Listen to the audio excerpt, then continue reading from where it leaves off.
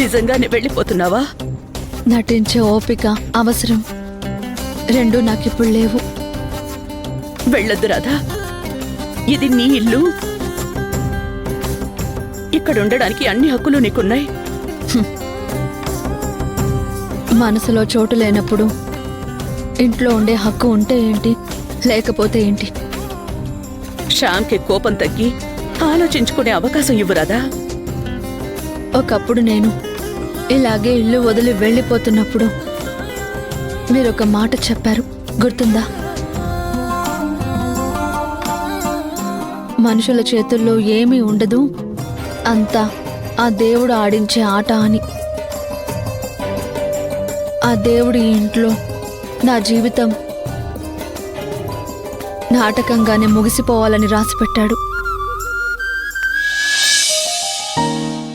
ఇక్కడ నా పాత్రకి ఇంకా పని లేదు కాబట్టి నా గూటికి నేను చేరుకోక తప్పదు. ఖుషి కోసమైనా ఉండలేవా? నువ్వు లేకపోతే ఆ పసిపిల్ల ఏమైపోతుందో ఆలోచించావా? ఖుషి గురించి ఆలోచించే మా అన్నయ్య దగ్గర 10 రోజుల టైం తీసుకున్నాను.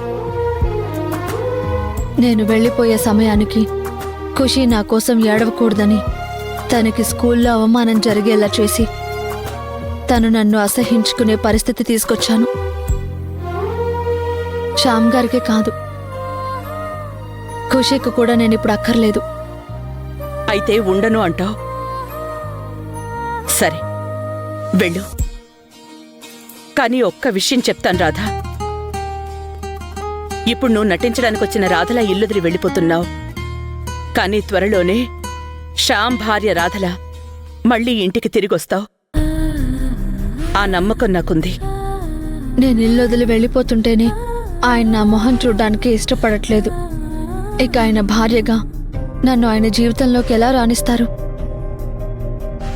మీ నమ్మకం నిజమవుతుందన్న నమ్మకం నాకు లేదు భవానీ గారు. అంటే శ్యామ్కి నాకు నువ్వేమీ కావు అనే నిర్ణయానికి వచ్చేసావన్నమాట. అలాంటప్పుడు నీ మెళ్ళ తాళెందుకు రాధా? దానికి విలువ లేదు కదా. ఇక్కడే దాన్ని తీసేసి వెళ్ళిపో. ఆలోచిస్తున్నావేంటి రాధా? తీసేసి.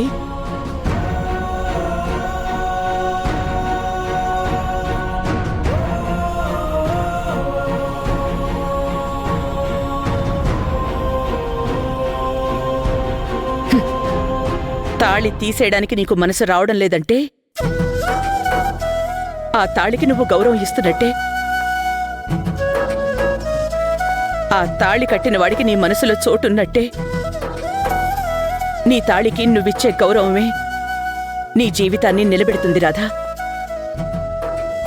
శ్యామ్, ఖుషి నువ్వెక్కడున్నావో తెలుసుకుని నువ్వు వాళ్లతో కలిసుండాలని ఖచ్చితంగా కోరుకుంటారు.